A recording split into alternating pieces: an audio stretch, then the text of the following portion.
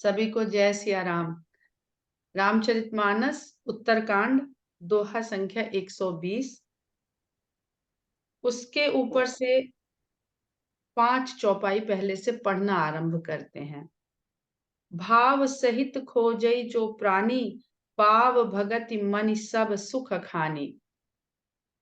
मोरे मन प्रभु अस विश्वासा, राम ते अधिक राम कर दासा। इस चौपाई को पढ़ते ही मुझे अपने बचपन की तो नहीं पर थोड़ा कम उम्र की जब अवस्था थी उस समय की एक घटना कभी नहीं भूलती है कि मेरा विवाह हो चुका था, पर हम रायबरेली अपने मायके गए हुए थे और हमारे घर के सामने एक बहुत बड़ा सा पार्क है, नहीं शहर में एक ग्राउंड है।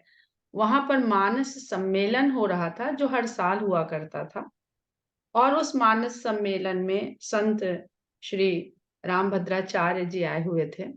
उस समय हमने पहली बार उनका नाम सुना था और उनके दर्शन किए थे। और उस दिन वो इसी चौपाई पर बोल रहे थे, मोरे मन प्रभु अस विश्वासा, राम ते अधिक राम कर दासा। और इस एक चौपाई के द्वारा उन्होंने रामायण, गीता, राम, हनुमान इतनी व्याख्या करी थी कि जितनी भी देर हम लोग सुने थे वो कुछ भी व्याख्यान देते थे और उसको कनेक्ट करते थे इस चौपाई से। और इतना सुखद अवसर रहा कि हम लोग 2 तारीख को चित्रकूट जा रहे थे भद्राचार्य जी से भेंट करने, उनका दर्शन करने के लिए, जो नहीं हो पाया क्योंकि 2 तारीख को वो हैदराबाद जा रहे हैं और जिस समय हम लोग वहां पहुंचने वाले थे उस समय वो चित्रकूट में नहीं रहने वाले थे। तो वो हम लोगों को प्रोग्राम अपना कैंसिल करना पड़ा। पर मेरी रामभद्राचार्य जी से फोन पर बात हो सकी कल। और सबसे सुखद मुझे ये लगा कि भद्राचार्य जी ने मेरा नाम लिया अपने मुख से। तो मुझे लगा कि मुझे तो पता नहीं क्या मिल गया, कितने बड़े संत ने मेरा नाम लिया। और नाम लेने के पश्चात उन्होंने एक अर्धाली भी पढ़ी मानस की, जिसमें विनीता शब्द है। इस समय हमें वो याद नहीं है, पर इतनी सुंदर, जैसे वो अर्धाली सुनते ही मतलब मुझे लगा कि ये उनके स्नेह वचन, आशीर्वचन इस अर्धाली के रूप में मुझ तक पहुंचे। और जैसे ही हमने ये कहा कि आपकी ये अर्धाली, रामायण की अर्धाली आपके मुख से सुनकर मैं धन्य हुई हूँ, तो उन्होंने चौपाई और अर्धाली का अर्थ उसी समय मुझे समझाया जो बिल्कुल सही कहा और यही मेरा भी मत था। फिर उसके बाद उन्होंने बहुत कुछ कहा, पर नेटवर्क पता नहीं क्या था कि ना हम उनकी बात सुन पा रहे थे और शायद मेरी बात जा रही थी कि नहीं पता नहीं। बहरहाल जो सुन पाए वही मेरे लिए प्रसाद स्वरूप रहा। तो आज ही ये चौपाई को भी आना था कि कल जब उनसे वार्तालाप हुई तो संजोग ऐसा बना कि आज मेरे सामने ये चौपाई फिर से आई, तो मुझे ये कल की बात याद आ गई। फिर आगे कहते हैं कि राम सिंधु घन सज्जन धीरा, चंदन तरु हरि संत समीरा, सब कर फल हरि भगति सुहाई, सो बिनु संत न काहू पाई। अस विचारी जोई कर सतसंगा, राम भगति तेहि सुलभ बिहंगा। तो ये सब हम लोग कल इसका हम लोग अर्थ समझ चुके हैं। आगे दोहा है, ब्रह्म पयोनिधि मंदर, ज्ञान संत सुर आहि, कथा सुधा मथ काढ़हि, भगति मधुरता जाहि। अभी हम लोगों ने एक और मंथन पढ़ा था। वो मंथन था, एक गाय पाली थी, उस गाय को कुछ कुछ चारे खिलाए थे। वो चारा खिलाने के बाद मन को अहीर बनाया था, एक पात्र लिया था विश्वास रूपी, और उसमें किस प्रकार दूध दुहा था और किस प्रकार की अग्नि में उसको खौलाया था, औटाया था। फिर उसमें कौन सा जामन मिला करके दही जमाया था, उसे ठंडा किया था, फिर दही जमाया था, फिर उस दही को हमने मथा था। ठीक। और उस मंथन से हमने नवनीत प्राप्त किया था। ये था ज्ञान मार्ग का, ज्ञान रूपी दीपक जलाने की शुरुआती प्रक्रिया। और अब बात हो रही है कि उस दीपक के बुझने में बड़े डर हैं, क्योंकि पहले तो इतनी सामग्री जुटाइए और उसके बाद उसकी लौ को बचाए रहिए कि कहीं कोई हवा का झोंका उसे बुझा ना दे। फिर उसके बाद तुलसीदास जी ने काकभूषुंडी और गरुण संवाद के द्वारा राम नाम रूपी मणि का जिक्र किया है और मणि के प्रकाश का उन्होंने महत्व बताया, उसकी महिमा बताई है कि मणि क्योंकि स्वयं ही प्रकाशित होती है, इसलिए उसके प्रकाशवान होने के लिए, प्रकाशित होने के लिए किसी भी तरह की सामग्री नहीं चाहिए। और एक बार वो प्रकाशित हो गई तो उसके बुझने का कोई डर नहीं। जैसे अगर अच्छा, आप ओके। दीपक और बल्ब की तुलना कर लीजिए तो ये बात थोड़ी सी समझ में आती है, पर बल्ब को भी एक बाह्य करंट चाहिए होती है, पर जो राम नाम रूपी मणि है, इसको जो करंट चाहिए वो आप ही के भीतर है। और ये चार्ज कैसे हो जाता है? राम नाम मणि दीप धर देह देह देह जीह देह हरिद्वार। अपनी जिह्वा, अपनी जो देह है उसमें जो जिह्वा रूपी द्वार है, बस उससे राम नाम को बोल दीजिए और तुलसी भीतर बाहिर जो चाहे से उजियार। तो उससे आपके भीतर भी उजाला होगा, बाहर भी उजाला होगा और इसके कभी बुझने का डर नहीं रहता है। इस मणि दीपक के, ये मणि है। और जो नागमणि की हम लोग बात करते हैं, हमने उस दिन भी बताया था, वो कोई नागमणि जो हम लोगों ने कथाएं बना दी, बहुत सुंदर सुंदर ढंग से बचपन से सुनने लगे, उनसे रोमांचित होने लगे कि वो नाग पूर्णमासी की रात में या अंधेरे में, अमावस की रात में शायद वो आता है और अपनी मणि निकाल करके बाहर रख देता है और उसके प्रकाश में कौन से नक्षत्र की ओस की बूंदों का पान करता है। ऐसी सी कहानी सबने सुनी होंगी, हम लोगों ने बचपन में इस तरह से सुनी थी। तो ये उस मणि का यहाँ पर जिक्र है। नाग जो है हमारे ही शरीर में, जो हमारी सुषुम्ना नाड़ी चलती है, उसको अगर आप देखें या पातंजलि मुनि का कभी आप मूर्ति देखें, तो वो एक व्यक्ति के चारों ओर ऐसे कुंडल बना हुआ, जिसको कुंडलिनी कहते हैं, एक चक्र होता है सांप के शरीर का, और फिर शीश के ऊपर जाके वो सांप के फन का छत्र बना हुआ होता है। ऐसी परिकल्पना करके मुनि की योग, क्योंकि उन्होंने योग के द्वारा उस मणि को जागृत किया और उसके प्रकाश से आच्छादित हुए। तो वो उस तरह से परिकल्पना करके उसको शायद दिखाने का, समझाने का प्रयास किया गया है। तो मुझे ये उसके पीछे, या हम लोग जो मेडिकल का साइन देखते हैं, उसमें दो सर्प होते हैं आपस में गुथे हुए और बीच में एक सीधी स्ट्रेट दंड दंड सा होता है।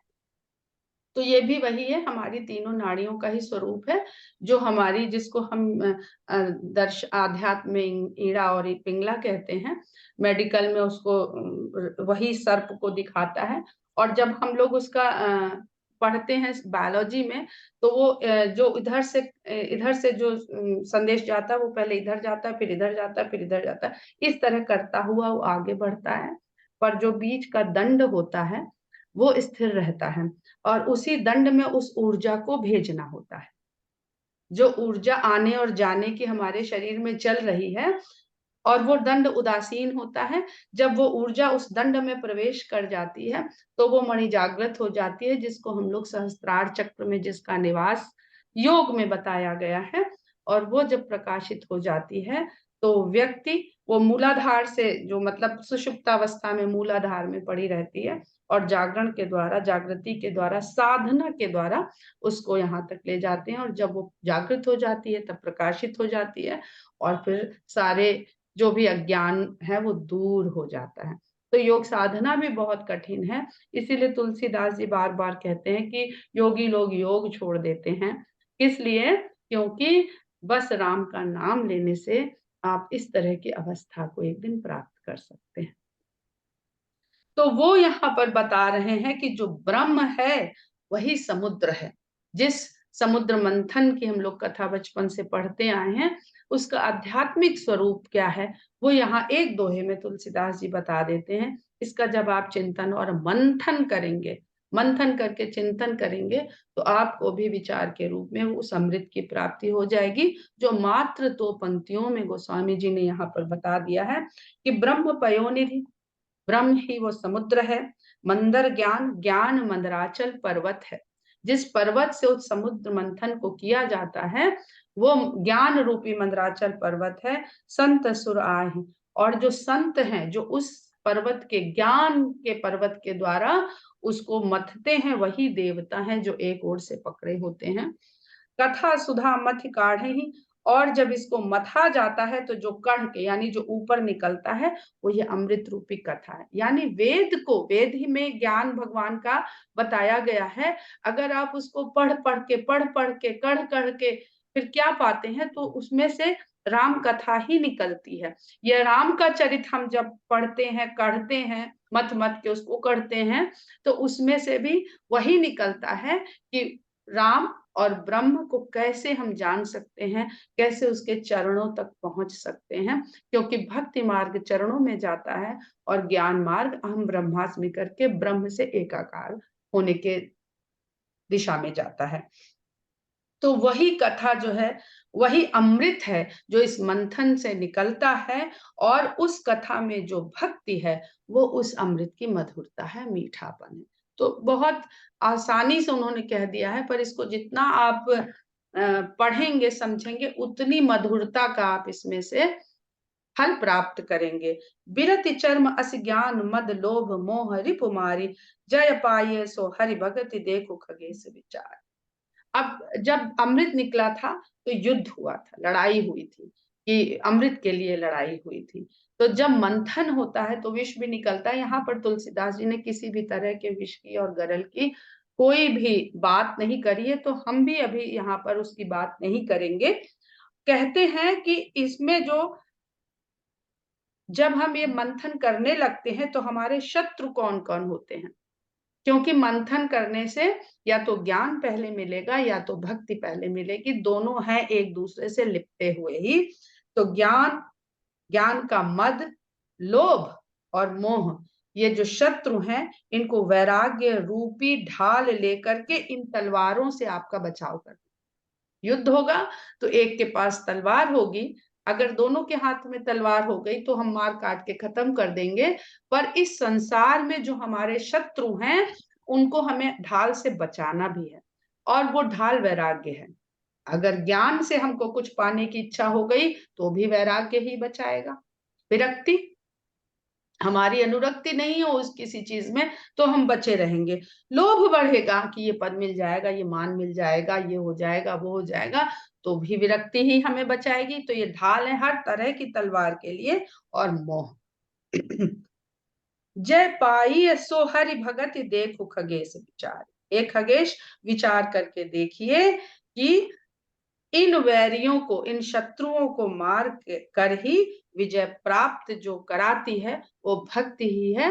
क्योंकि भक्ति आपको सदा दीनता के भाव में रखती है, ज्ञान आपको एक उच्चता के भाव में ले जाता है, पर भक्ति आपको हमेशा दीनता के भाव में बनाए रखती है।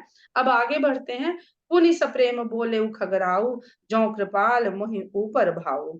तो अब पहले गरुण जी ने पूछा था कि भाई, आपने ज्ञान को ठुकरा के भक्ति को लिया लोमश मुनि से, तो हमें बताइए तो कि ज्ञान और भक्ति में अंतर क्या है, जो आपने ज्ञान को ठुकरा दिया और भक्ति को ले लिया। तो वो समानता क्या है ज्ञान और भक्ति की, और असमानता क्या है, भेद क्या है, वो बताते हुए काकभूषण जी ने अंत में यही बता दिया था कि दोनों में भेद कोई है नहीं। भेद हमारी बुद्धि ही डालती है, और बुद्धि निर्भर करती है ज्ञान के ऊपर। इसलिए हम जो है एक असमंजस की स्थिति में पड़ जाते हैं।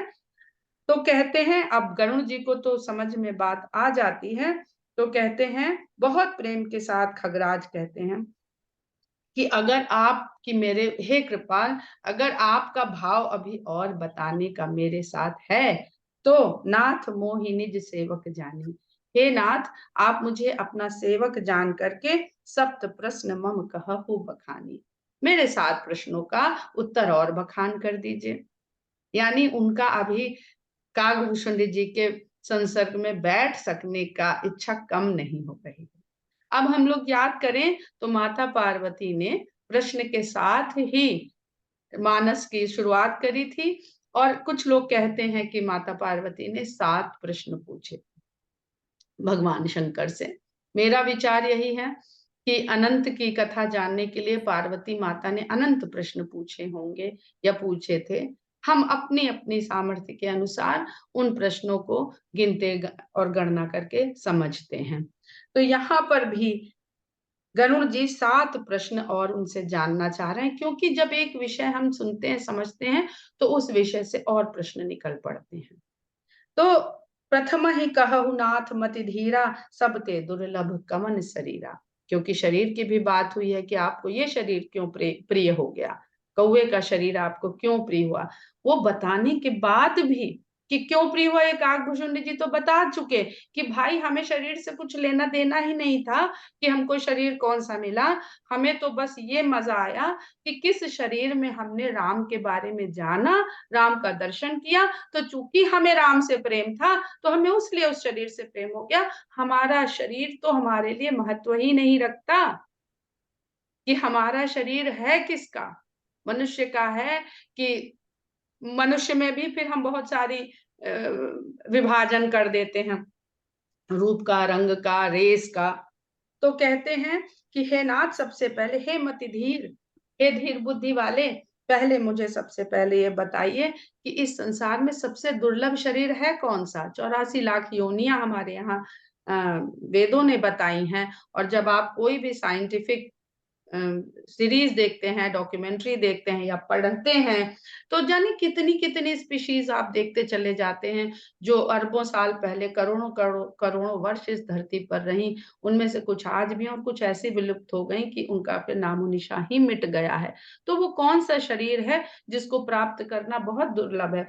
तो अगर हम लोग इवोल्यूशन थ्योरी पढ़ते हैं तो वहां पर भी हम यही पढ़ते हैं कि सबसे आखिर में मनुष्य का शरीर इवॉल्व होके बनता है, मिलता है। तो अगर हम साइंस के नजरिए से देखते हैं तो भी सबसे दुर्लभ शरीर वही है जो आगे काकभूषुंडी जी बताएंगे। और फिर कहते हैं कि बड़ दुख कवन कवन सुख बारी। अब शरीर तो मिल गया तो शरीर के साथ ही दुख और सुख मिल जाता है, शरीर के आते ही दुख और सुख मिलने लगता है। तो इस शरीर के लिए कौन सा दुख सबसे भारी और कौन सा सुख सबसे बड़ा है, सो संक्षेप ही कहु विचारी। ये आप संक्षेप में विचार करके मुझे बता दीजिए, क्योंकि बहुत देर से वार्तालाप हो रही है और गरुड़ जी के मोह अब समाप्त हो चुके हैं। तो संक्षेप में भी बात कही जाएगी तो उनको समझ में आ जाएगी। संत असंत मर्म तुम जानहु, आप संत और असंत का रहस्य जानते हैं, मर्म जानते हैं। तिनकर सहज स्वभाव बखानो, इसलिए उनका सहज स्वभाव बखान दीजिए। कवन पुण्य श्रुति विदित विशाला, कहु कवन अग परम कराला।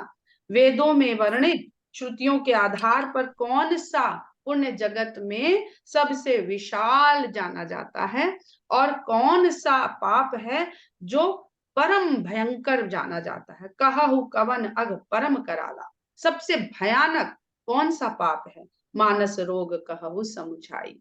अब दुख सुख के साथ, पाप पुण्य के साथ कुछ मानसिक रोग भी आ जाते हैं जो शरीर से, जिनका कुछ लेना देना नहीं होता है।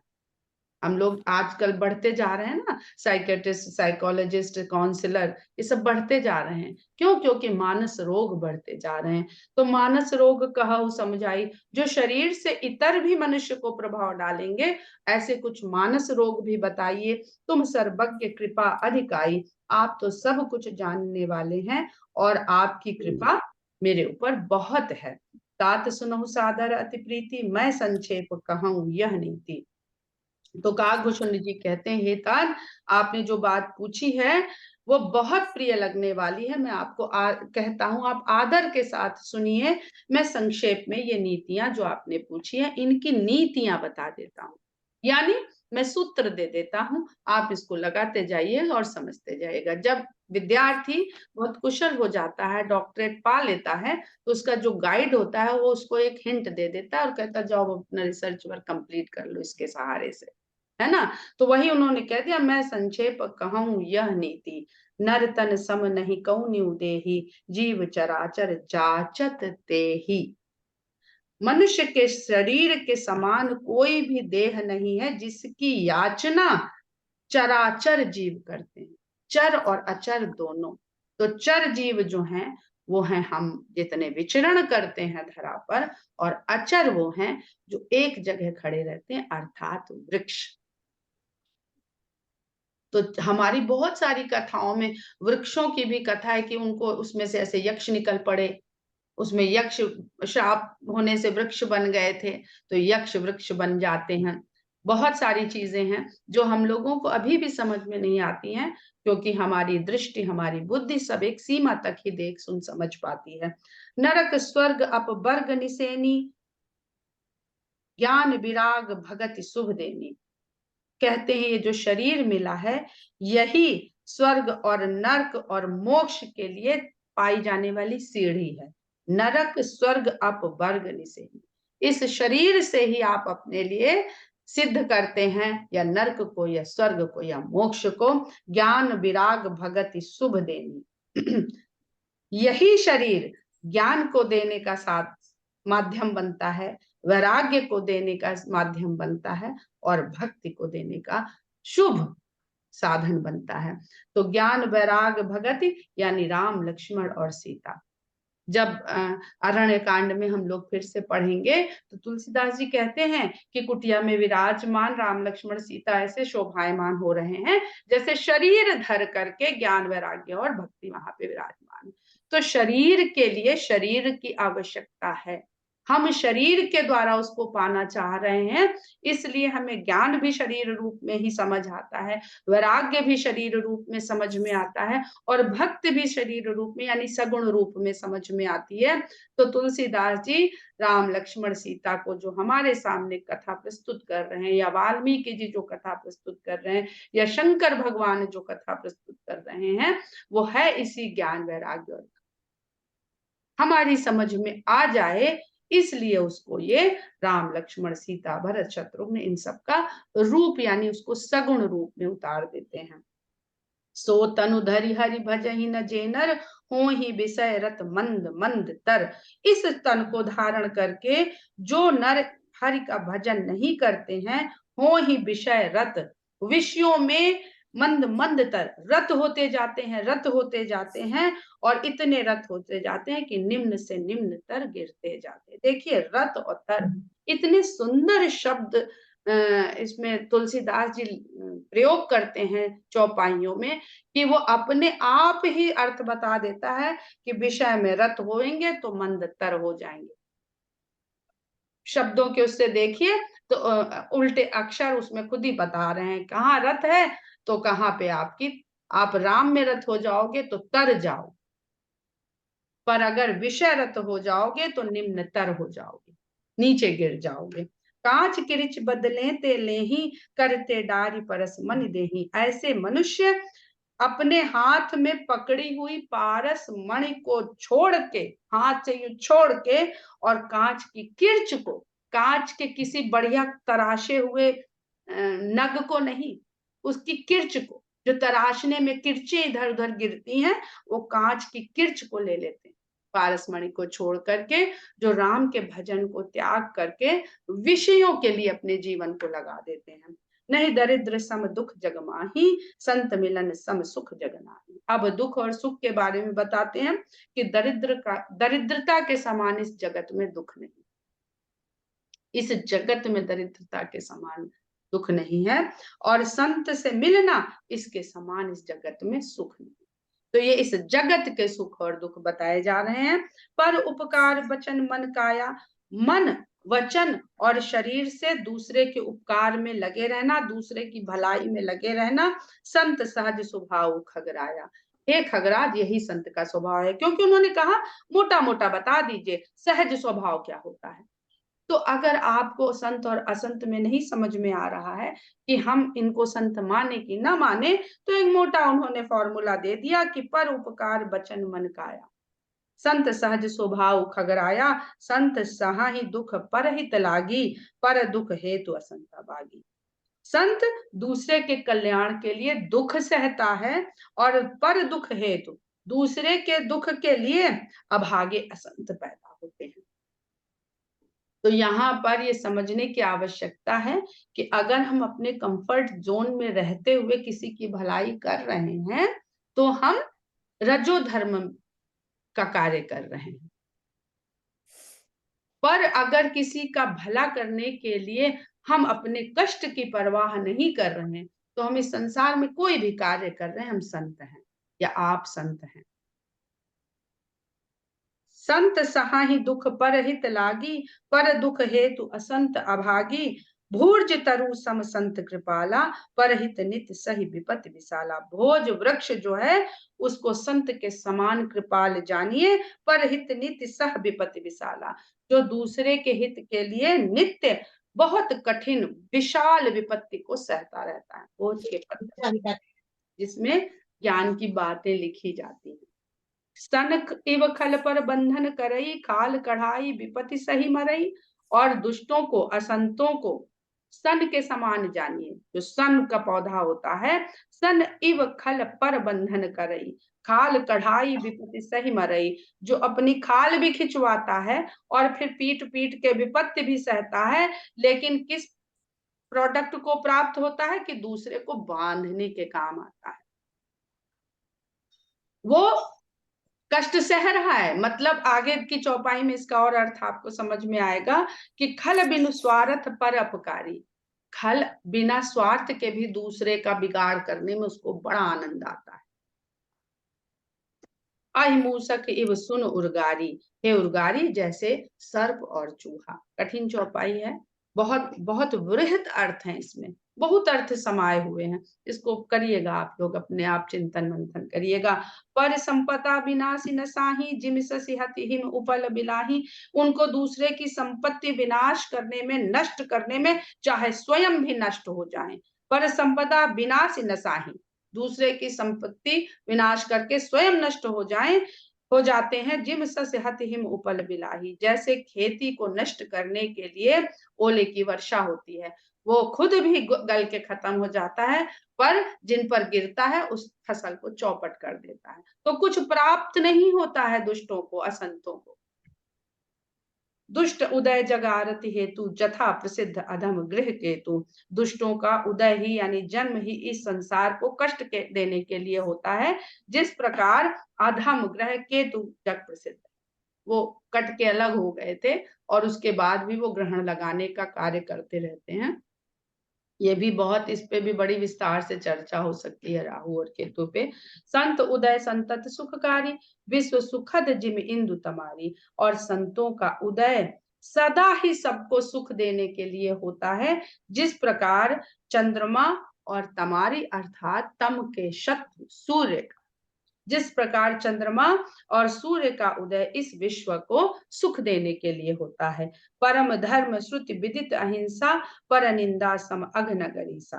परम धर्म श्रुति विदित अहिंसा, श्रुतियों में विदित अहिंसा को ही परम धर्म बताया गया है, और पर निंदा को सबसे बड़े पाप के समान बताया गया है। हर गुरु निंदक दादुर होई, जन्म सहस्त्र पावतन सोई। भगवान शंकर और गुरु की निंदा करने वाला मेढक के शरीर को प्राप्त करता है, और 1000 जन्म तक वह पावतन सोई, वह वही शरीर पाता रहता है।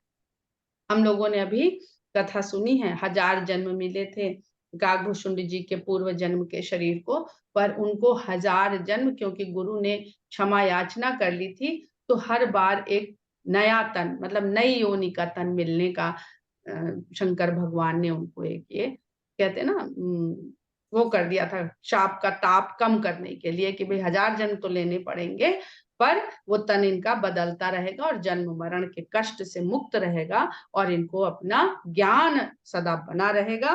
पर जो वास, ये तो उनके लिए है जिनको अच्छे गुरु मिल गए थे और जिनके कल्याण के लिए गुरु ने शंकर भगवान से स्तुति भी कर दी थी। सभी को याद है नमामि शमीशान जो स्तुति की गई थी।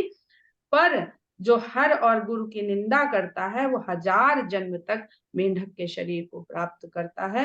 द्विज निंदक बहु नरक भोग करि जग जन्मई बायस शरीर धर। ब्राह्मण की निंदा करने वाला बहुत प्रकार के नरकों का भोग करके फिर इस संसार में कौवे का शरीर धारण करके जन्मता है। क्योंकि काकभूषुंडी जी ने अपने पूर्व देह में शंकर की भी शंकर की आराधना करने के बहाने से अपने अहंकार को पोषित किया था और गुरु की भी अवहेलना करी थी, द्विज की भी अवहेलना करी थी।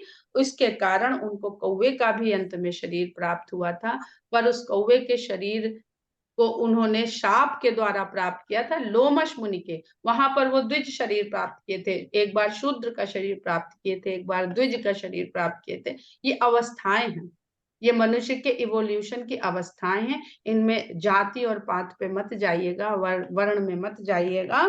तो उन्होंने उस शरीर से भी उन्होंने शाप को प्राप्त करके भी उनको कोई पश्चाताप नहीं हुआ था, भय नहीं हुआ था, क्रोध नहीं हुआ था। इस कारण उस शरीर में भी उनको राम भक्ति पूर्णतः प्राप्त हुई थी, इसलिए फिर उन्होंने उस शरीर को छोड़ा ही नहीं।